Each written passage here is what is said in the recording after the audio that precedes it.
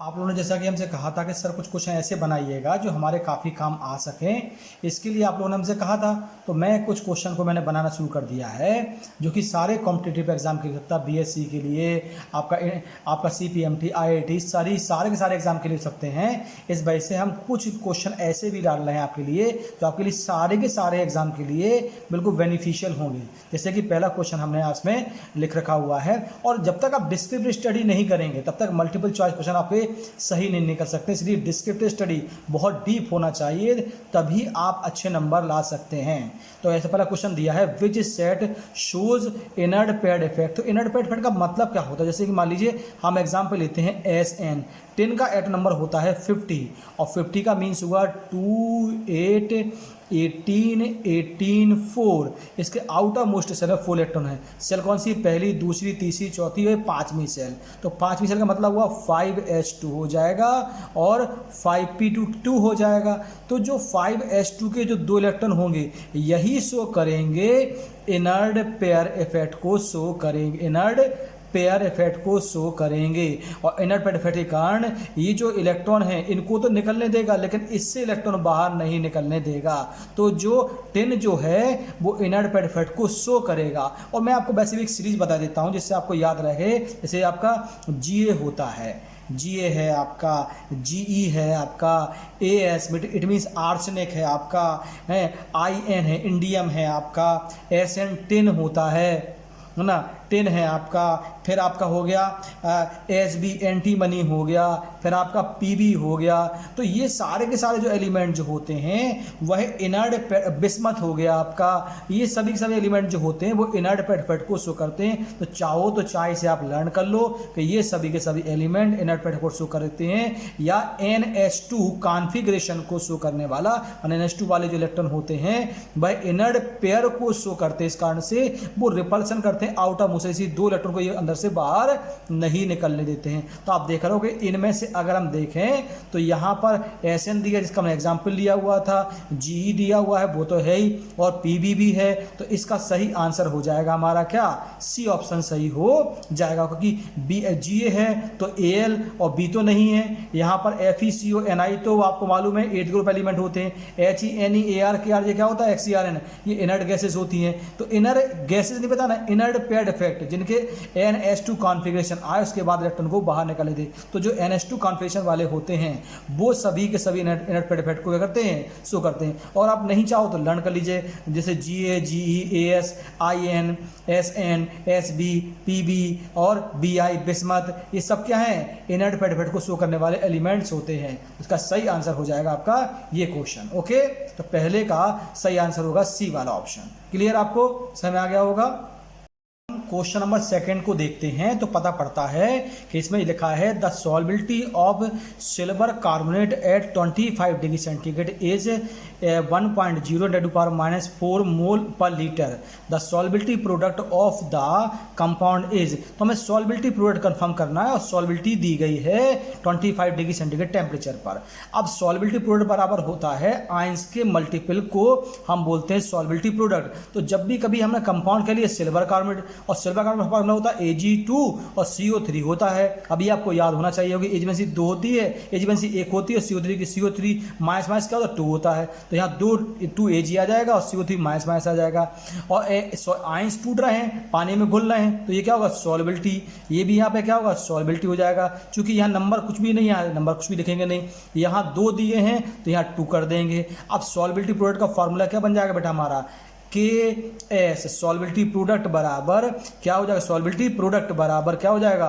2S दिया है तो 2S की पावर कितना हो जाएगा हमारा? 2 इंटू, और यहाँ कुछ नहीं दिया है तो S हो जाएगा। अगर सबको मल्टीपल करेंगे तो यहाँ पर आएगा 4S क्यूब आ जाएगा। S क्या आएगा? क्यूब आ जाएगा। 2 दूनी 4 और S तो है ही, और एक ऐसे हो कितना हो गया? कितना हो जाएगा? 3। तो 4S क्यूब हो जाएगा। और चूंकि 4 तो 4 रही रहेगा। हमारा दिया है क्या है? सॉल्बिलिटी, और S की वैल्यू कितनी दी है? 1.0 × कितना दिया? -4 मोल पर लीटर। तो 1.0 इंटू 10⁻⁻4 मोल पर लीटर। अगर दोनों को हम ऐड कर देंगे तो हमारा आंसर आ जाएगा, कितना हो जाएगा? इसका पावर कितना हमारा? 3 दिया हुआ है। पावर कितना दिया? 3 दिया हुआ है। तो कितना आ जाएगा? यहाँ तो 4 का 4 ही रहेगा हमारा, है ना। यहाँ कितना आ जाएगा हमारा, अच्छा 4.0 4 यहाँ पर जीरो दिया गया है, तो जीरो दिया गया है ना, ये जीरो दिया गया है, तो यहाँ तो 4 का 4 ही आ जाएगा हमारा। और यहाँ ठीक है, इस क्यूब दिया हुआ है, तो 4 तिया 12, तो क्या होगा 4 × 10⁻⁻12 मोल पर लीटर आ जाएगा सॉल्बिलिटी प्रोडक्ट। तो Ag यानी तो Ag2CO3 का सॉल्बिलिटी प्रोडक्ट जो होगा 4 × 10⁻12 मोल पर लीटर हो जाएगा। इसका मतलब बड़ा सिंपल होता है, सॉल्बिलिटी प्रोडक्ट पर बेस्ड क्वेश्चन निकालने के लिए उसमें करना क्या होता है, जो भी हमें कंपाउंड दिए गए होते हैं या मॉलिक्यूल दिए गए होते हैं, पहले उसको आयनाइज कर लेते हैं। एस का मतलब सॉल्बिलिटी, और जितनी संख्या में होते हैं उसको हम लिख देते हैं, उनका मल्टीपल कर देते हैं, और एस की जो वैल्यू दी गई होती है उसको हम लिख देते हैं। तो मल्टीपल करने के बाद जो आंसर आता है उसको बोलते हैं सॉल्बिलिटी प्रोडक्ट। इसका है 4 × 10⁻12 हो जाएगा सॉल्बिलिटी प्रोडक्ट। तो सही आंसर होगा हमारा ए ऑप्शन। क्लियर बेटा। तो पहले दूसरे क्वेश्चन का सही ऑप्शन क्या होगा हमारा, बी वाला हो जाएगा, क्योंकि यहाँ दिया था 1.0 दिया था, तो 1.0 करना था मुझे, है ना एक्चुअल में। ओके, सेकंड ऑप्शन का आंसर क्या होगा, हमारा ए वाला आंसर सही हो जाएगा। ओके, नेक्स्ट क्वेश्चन देखते हैं हम लोग थर्ड क्वेश्चन देखते हैं हम लोग। अब ये यहाँ लिखा हुआ है in the following sequence comma the product C is, मतलब सी प्रोडक्ट क्या है। तो देखो एस्टल्डिहाइड की रिएक्शन जब हम रिडक्शन करेंगे पीडी की प्रेजेंस में, एच मतलब रिडक्शन करेंगे पीडी की प्रेजेंस में, तो ए बनेगा। जब ए सोडियम से रिएक्शन करेगा तो बी बनेगा, और जब बी CH3I से रिएक्शन करेंगे तो सी बनेगा। ऐसे मल्टीपल चॉइस क्वेश्चन आजकल बहुत ज़्यादा आते हैं। अब ये तो मैंने दे दिया है, यदि जो आपका सिलेबस है उसके अकॉर्डिंग देखेंगे तो उसमें कोई ऐसा क्वेश्चन ए से बी बन रहा है, बी से सी बन रहा है, सी से डी बन रहा है, तो बताइए क्या बनेगा कंपाउंड। तो आपको ये चारों क्वेश्चन आपने चार ऑप्शन दिख लेंगे, एक एल्कोहल दिया है, एक ईथर, एक एल्केन और एक नन ऑफ दीज दिया गया है। तो पहले इसकी रिएक्शन देख लेते हैं हम लोग, थोड़ा सा आगे बढ़कर इसकी रिएक्शन देख लेते हैं। तो रिएक्शन क्या हो जाएगी इसकी, हम देखें गौर से। तो सबसे पहले हम लेंगे एसिटल्डिहाइड को, CH3 सिंगल बॉन्ड CHO, और जब इसका रिडक्शन कर देंगे हम, है ना, तो पीडी की प्रेजेंस में पीडी प्रेस में रिडक्शन कर देंगे। तो जब भी रिडक्शन किया था पीडी प्रेस में तो हमेशा बनता है एल्कोहल, मतलब CH3 सिंगल बॉन्ड CH2 और सिंगल बॉन्ड OH बन जाएगा। अब जब इसको हम सोडियम के साथ हीट कर देंगे तो सोडियम के साथ हीट करने पर ये जो है वो अगर दो मॉलिक्यूल अगर होता तो 2Na निकल जा 2Na हो जाते यहाँ पर, और H2 बाहर निकल जाता। तो इसको तो हमें शो करना नहीं है, रिएक्शन को तो बैलेंस करना नहीं है, केवल ये दिखाना है कि जब सोडियम जोड़ेगा तो हाइड्रोजन बाहर निकल जाएगा। इससे प्रूव्ड होता है कि जो एल्कोहल होता है वो एसिडिक कैरेक्टर को शो करता है। तो जब भी कभी एसिडिक कैरेक्टर शो करने आता है तो ये बना देगा हमारा, क्या बना देगा, सोडियम इथोऑक्साइड बना देगा।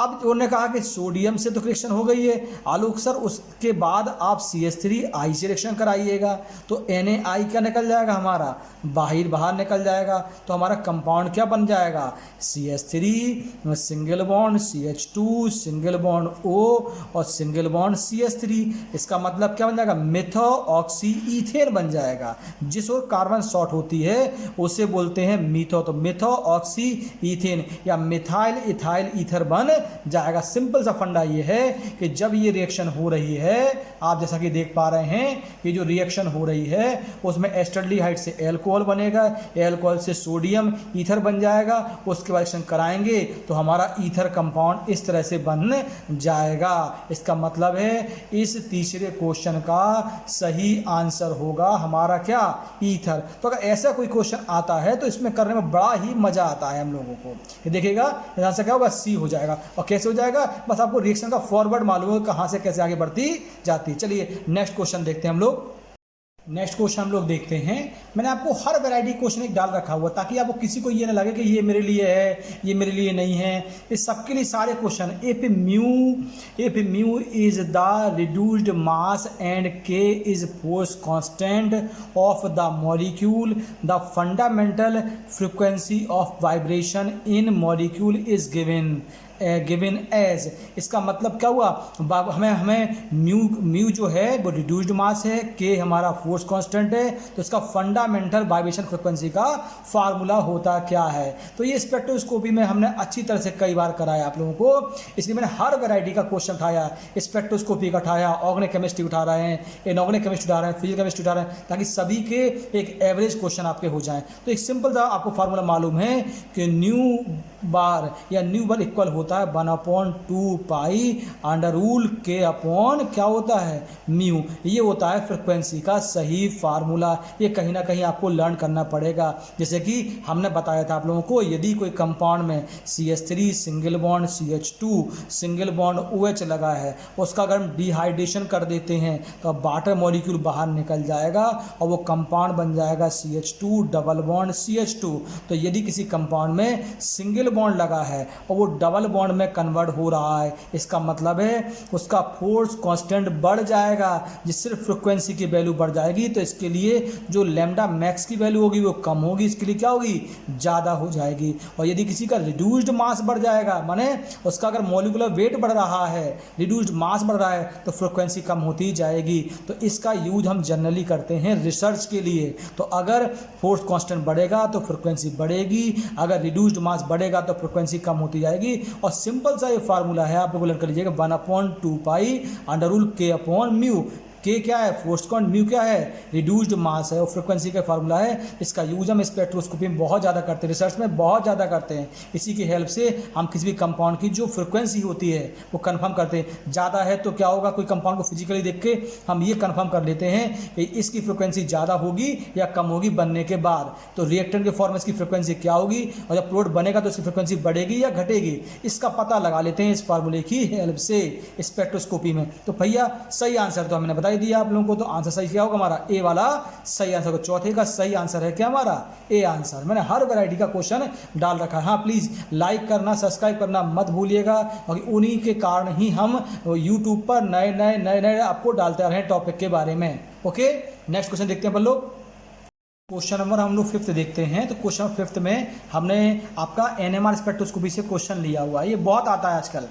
The chemical shift in NMR nuclear magnetic resonance spectroscopy में बी डिफाइंड एज।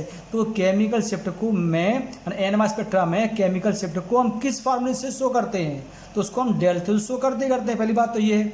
दूसरी बात क्या होता है, डेल माने केमिकल शिफ्ट इक्वल होता है सैंपल कंपाउंड की फ्रिक्वेंसी माइनस क्या है TMS की फ्रिक्वेंसी, TMS की फ्रिक्वेंसी होता है अपॉन नॉट हो जाता है, इंटू 10 कितना होता है 6 हो जाता है। इसका मतलब है कि इसका सही आंसर होगा हमारा कौन सा वाला, बी वाला। अब जब समझने की कोशिश करिएगा, बी ऑप्शन में हमने क्या लिखा है। तो सैंपल कंपाउंड की जो आपका लिए स्पेक्ट्रोस्कोपी से वैल्यू निकलेगी उसको ले लेंगे। फिर TMS का मतलब होता है टेट्रा मिथाइल साइलेन, माने CH3 का होल 4 और SI, इसे बोलते हैं रेफरेंस सेल। अगर पूछा तो TMS क्या होता है, टेट्रा मिथाइल साइलेंस, एक रेफरेंस होता है, रेफरेंस इलेक्ट्रोड होता है, तो उसको ले लेते हैं और दोनों की मैग्नेटिक प्रॉपर्टीज में डिफरेंस करते हैं। फिर उसका नॉट से मतलब स्टार्टिंग में कितनी फ्रिक्वेंसी थी उसे हम डिवाइड करते हैं और 10⁻6 से मल्टीपल कर देते हैं। तो जो डेल्टा की वैल्यू आती है वो सैंपल कंपाउंड के लिए केमिकल शिफ्ट हो जाता है। तो फार्मूला याद रखिएगा, sample minus TMS upon starting वाला फ्रिक्वेंसी, 10⁻6 10⁻6 और किस में होता है ppm में होती है वैल्यू। तो ये ध्यान रखिएगा, एक केमिकल शिफ्ट का फार्मूला क्या होता है, ये वाला होता है। चाहे तो याद कर लीजिएगा, इससे बड़ी तरीका और है ही नहीं कोई आपका। और आपको NMR स्पेक्ट्रो मैंने पढ़ाया था, तब समझाया था कि कैसे हम इसको निकालते हैं, कैसे कंफर्म करते हैं, सब मैं बता चुका हूँ पहले भी आपको। ओके, तो अगला क्वेश्चन हम लोग देखते हैं। क्वेश्चन नंबर जो 6 है आपका, मैंने दे रखा है फिजिकल केमिस्ट्री से। मैंने कहा ना हर टाइप का मैं क्वेश्चन दूंगा इसमें, और प्लीज़ लाइक और सब्सक्राइब करना मत भूलिएगा, क्योंकि उसी पर ही डिपेंड करता है यूट्यूब पर लेक्चर बनाना हमारा, ठीक है ना बेटा। तो ये दिया है the Joule Thomson coefficient mu of a gas mathematically can be expressed as. तो ठीक है, तो मैथमेटिकली एक्सप्रेस करते हैं किससे, जूल थॉमसन कोफिशिएंट को। और जूल थॉमसन कोफिशिएंट को शो करते हैं किससे, म्यू से। क्योंकि म्यू का फॉर्मूला क्या होता है, म्यू JP तो म्यू जे पी मतलब जूल थॉमसन कॉफिशिएंट या जेटी होता है, तो जूल थॉमसन क्या है, कॉफिशिएंट इक्वल, तो ये पक्की बात है, ये होता है। और जूल थॉमसन कॉफिशिएंट हमेशा कांस्टेंट एंथैल्पी पर होता है, तो एंथैल्पी की वैल्यू हमेशा कांस्टेंट होती है। तो यहाँ तो टेम्परेचर दिया है, बात खत्म, यहाँ प्रेशर दिया है, बात खत्म, या टेम्परेचर दिया है, बात खत्म। अरे ये आ गया एच, एच का मतलब क्या होता है, एंथैल्पी। तो सही आंसर क्या होगा छठवें का, हमारा बी वाला सही होगा। म्यू बराबर होगा टेम्परेचर और प्रेशर का जो रेशियो होता है वो कांस्टेंट एंथैल्पी के इक्वल जो होता है उसे बोलते हैं जूल थॉमसन कॉफिशिएंट, माने म्यू इक्वल होता है dt upon dp at constant enthalpy. तो कांस्टेंट एंथैल्पी होता है, ये आप अच्छी तरह से याद कर लीजिएगा, ये फार्मूला बहुत पूछा जाता है आजकल एग्जाम में। हम लोग नेक्स्ट क्वेश्चन देखते हैं। अब 7वां क्वेश्चन देखते हैं, how many ml of MH2SO4 is required to neutralized 20 ml of 0.1 MnAOH solution. तो NaOH सोल्यूशन को न्यूट्रलाइज करने के लिए कितना MH2SO4 की रिक्वायरमेंट होगी। अब हमें मालूम है कि इसके लिए फार्मूला बड़ा सिंपल सा होता है, N1V1 इक्वल N2V2। अब H2SO4 यहाँ ले लेंगे, यहाँ ले लेंगे NaOH। अब H2SO4 होता है डाई बेसिक एसिड होता है, डाई बेसिक एसिड होता है, और ये मोनो बेसिक क्या होता है, एसिड होता है। तो यहाँ पर नॉर्मलिटी 2 हो जाएगी, और यहाँ वॉल्यूम नहीं दिया है वो तो निकालना ही है हमें, क्योंकि H2SO4 H plus ion 2H plus ion, चाहे ऐसे बोलो बैलेंस ही बोल लो उसकी, तो उसकी वजह से कितनी 2 हो जाएगी। तो 2 और क्या होगा N, तो 2N हो जाएगा, तो 2 कितना होगा N हो जाएगा यहाँ पर, और वॉल्यूम निकालना है तो ये V1 मान लेंगे। यहाँ पर मोनो बेसिक है तो यहाँ नॉर्मलिटी कितनी होगी हमारी 1 ही रहेगी, और वॉल्यूम दिया कितना दिया 20 दिया हुआ है। अगर इसको हम पूरा कैलकुलेट कर लेंगे तो V1 इक्वल हो जाएगा 1 × 20 अपॉन कितना आ जाएगा हमारा, अपॉन कितना आएगा हमारा 2 आ जाएगा, यानी क्या होगा 10 ml।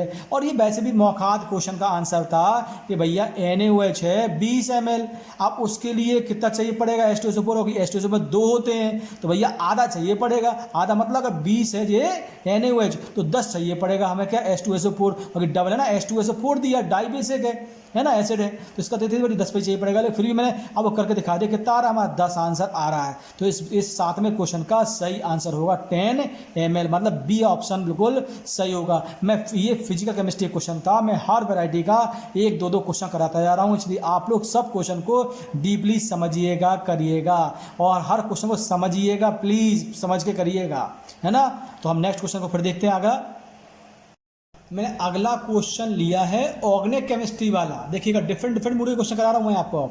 Which statement about of the following is correct, इनमें से कौन सा सही आंसर है ना। अमाइड आर मोर बेसिक, माने amide more basic than amines, है ना। सेकंड ऑप्शन है amines more basic than amides, amides acidic while amines are basic, amines and amides are equal basic. तो बताना है कि एक्चुअल में अमाइड और अमीन में से कौन सा ज़्यादा बेसिक होगा और क्यों होगा, ये बताना है। तो पहली बात तो मालूम हो कि अमाइड और अमीन का फार्मूला होता क्या है ना।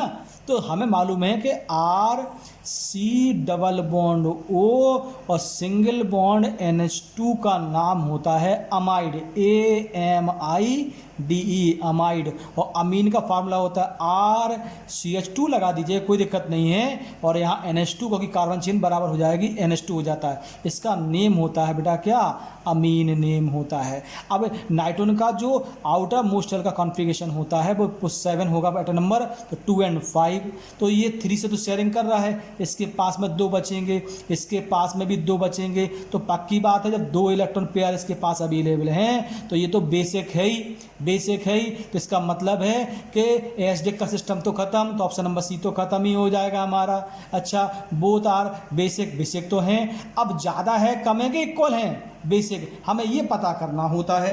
तो ऐसी स्थिति में हम क्या करेंगे, इसमें देखेंगे माइनस आई इफेक्ट।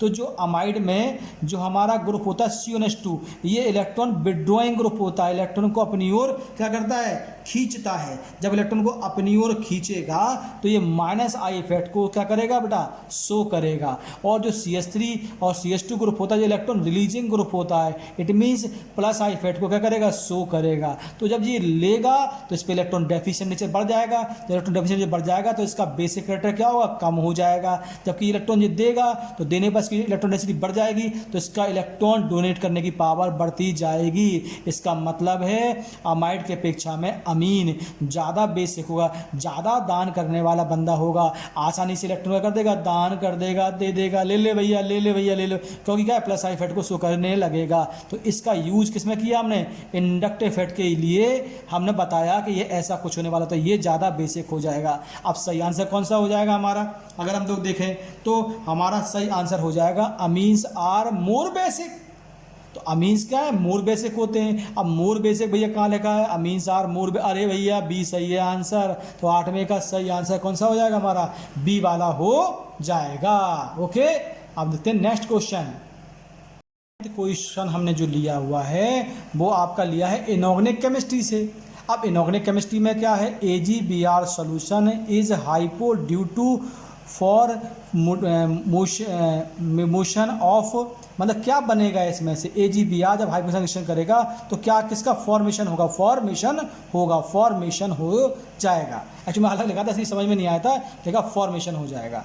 अब आपको एक हमने इसकी रिएक्शन बता देते सीधे आपको, क्योंकि मुझे मालूम है टाइम आपका बहुत कीमती है। तो AgBr रिएक्शन जब हम सोडियम हाइपो सोल्यूशन से करते हैं तो हमारा बन जाता है Na3AgH2O3 का होल ट्वाइस बन जाता है, जिसका यूज किया जाता है फोटोग्राफी में, फोटोग्राफिक डेवलपर के रूप में इसका यूज़ किया जाता है। तो जब भी कभी AgBr को लेते हैं उसमें हाइपो सोल्यूशन मिला देते हैं तो जो नेगेटिव है वो पॉजिटिव में कन्वर्ट होने लगता है और अच्छी क्वालिटी की पिक्चर बन जाती है। मैंने कई बार बताया आपको कि हाइपो का यूज करते हैं किसके लिए, फोटोग्राफी के लिए। तो Ag के साथ जब मिक्स करेंगे तो बहुत अच्छी क्वालिटी की पिक्चर बन जाती है, जिसका यूज किया जाता है फोटोग्राफी में। तो इसका फार्मूला क्या होगा, Na3AgH2O3 का होल ट्वाइस। और सही आंसर हो जाएगा हमारा कौन सा ऑप्शन, ए ऑप्शन सही हो जाएगा 9वें वाले का। ओके, तो नेक्स्ट, ये तो रिएक्शन बेस्ड था। इनऑर्गेनिक केमिस्ट्री एक्चुअली में रिएक्शन पर बेस्ड होती है, तो रिएक्शन का आपको याद है तो फट से आंसर निकाल लोगे। इनऑर्गेनिक केमिस्ट्री बेस्ड में थोड़ा सा आपको लर्न भर करना पड़ता है। ओके, तो नेक्स्ट क्वेश्चन देखते हैं हम लोग। आपका जो 10वां क्वेश्चन है वो कुछ ऐसा कहता है, for an ideal gas Joule Thomson coefficient is. तो इसको तो सिंपल सा लर्न करना पड़ता है आप लोगों के। तो जूल थॉमसन कॉफिशिएंट में हमेशा एनर्जी की वैल्यू क्या होती है, 0 होती है। तो यानी कि ना ही एनर्जी का लिया जाता है, ना पॉजिटिव में आता है, ना ही नेगेटिव में आता है, ना इंडिपेंडेंट होता है, और लिखा होता है 0 होता है। तो आँख बंद करके आप समझ लीजिएगा जूल थॉमसन कॉफिशिएंट इज या म्यू इक्वल क्या होगा, 0 हो जाएगा। माने जूल थॉमसन कॉफिशिएंट में म्यू की वैल्यू हमेशा क्या होती है, 0 होती है ना। तो ये हमेशा आपको आंख बंद करके लिख देना है, इसमें कहीं कोई दिक्कत नहीं है। और डिटेल में आपको मैं समझाया था तो मैंने आपको एक एक चीज़ बताई थी कि ऐसा क्यों होता है, डेरिवेशन बताया था कि ऐसा इसलिए हो रहा है, इसलिए ऐसा हो रहा है। तो आपका सही आंसर क्या होगा, 0 हो जाएगा। ये तो आपको सोचना ही नहीं है, इसका आंसर सही आंसर क्या होगा, 0, सी ऑप्शन। 10वें का सही आंसर होगा सी ऑप्शन, 0। ये क्वेश्चन मैंने लिया है आपका फिजिकल केमिस्ट्री से। At equal concentration which base has maximum pH, किसका pH क्या होगा, मैक्सिमम होगा। हमें ये कंफर्म करना है। PKB का यहाँ वैल्यू दी है 10⁻² दी है, यहाँ पर PKB की वैल्यू -3 दिया है, यहाँ PKB की वैल्यू दिया -4 दिया है, या और आर इक्वल सभी बराबर हैं। ऐसा तो संभव है ही नहीं है, सभी बराबर संभव नहीं। pH की वैल्यू सबसे ज़्यादा किसकी होगी, तो एक आपको फार्मूला मालूम है कि H+ ion concentration into OH- ion concentration equal होता है 10⁻⁻14। तो यहाँ पर H+ आयन कंसनट्रेशन अगर मुझे निकालना है तो क्या होगा, 10⁻14 अपॉन OH- की वैल्यू।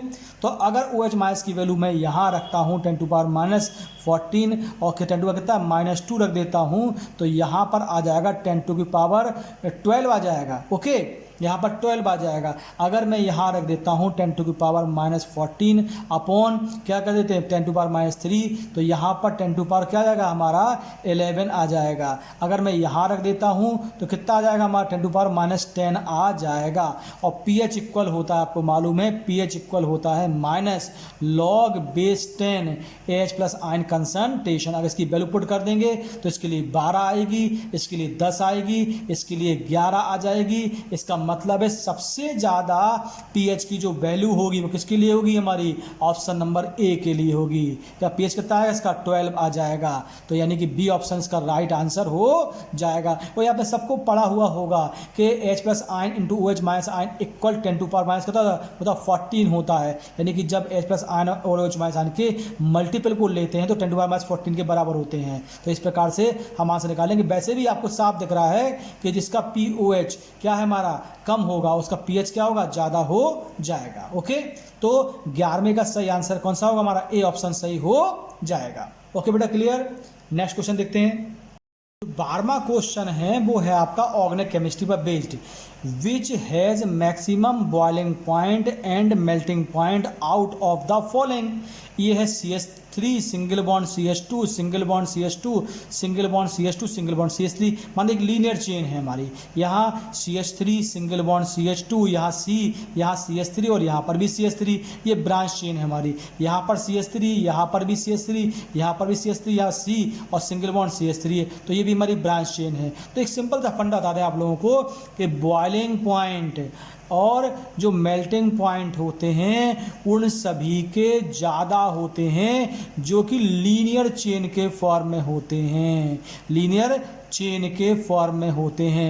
यानी कि मतलब ये है कि अगर बॉइलिंग पॉइंट और मेल्टिंग पॉइंट हम निकालते हैं तो ब्रांच चेन के वो क्या होता है, इन्वर्सली प्रोपोर्शनल होता है। इन्वर्सली प्रोपोर्शनल होता है, इसका मतलब है सबसे ज़्यादा मेल्टिंग व बॉइलिंग पॉइंट होगा लीनियर चेन का, और जैसे जैसे ब्रांच चेन बढ़ता जाएगा वैसे से बॉइलिंग व मेल्टिंग पॉइंट उसका क्या होगा, कम होता जाएगा। इस शॉर्ट ट्रिक मैंने आपको बता दिया है। यानी इसका मतलब है सही आंसर हमारा क्या है, हमारा सही आंसर हो जाएगा कौन सा वाला, हमारा ए ऑप्शन सही हो जाएगा। हमारा ए वाला ऑप्शन हमारा क्या सही है, तो ए वाला ऑप्शन हमारा क्या होगा, सही हो जाएगा। फर्स्ट इन बोथ केसेस, माने पहला जो है वो दोनों ही केसेस माने मेल्टिंग और बॉइलिंग पॉइंट दोनों ही केसेस में सही होगा। क्योंकि ऐसे कंपाउंड जो कि लीनियर चेन के फॉर्म में होते हैं उनके मेल्टिंग व बॉइलिंग पॉइंट हाई होते हैं, इज डायरेक्टली प्रोपोर्शनल, और जिनके बॉइलिंग व मेल्टिंग पॉइंट कम होते हैं वो ब्रांच चेन फॉर्म होते हैं। इसका इट मीन्स ब्रांच चेन जो होता है वह बॉइलिंग व मेल्टिंग पॉइंट का इन्वर्सली प्रोपोर्शनल होता है।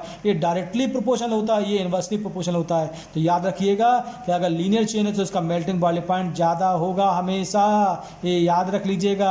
और आप सब लोगों से निवेदन है कि प्लीज़ लाइक और सब्सक्राइब करते आइएगा। हम इस तरह से डिफरेंट मूड में आपको क्वेश्चन बताते जाएंगे, बनाते जाएंगे। और हमने इसमें आपका इनऑर्गेनिक, ऑर्गेनिक, फिजिकल सब तरह क्वेश्चन को मतलब मल्टी क्वेश्चन को डालने का प्रयास किया है ताकि आप लोगों को अब अच्छा लगे। कोई हमसे ये ना कह सके कि सर ये वाला क्वेश्चन मेरे लिए नहीं था, ये वाला क्वेश्चन मेरे लिए नहीं था। मैं फिर से एक बार और आपको दोहराता हूँ कि अगर आप लोग डिस्क्रिप्टिव की स्टडी डीप करेंगे तो मल्टीपल चॉइस तो अपने आप ही आपको समझ में आ जाएंगे। तो प्लीज़ लाइक और सब्सक्राइब करना मत भूलिएगा। Thank you very much. मिलते हैं नेक्स्ट वीडियो के साथ में। Thank you very much.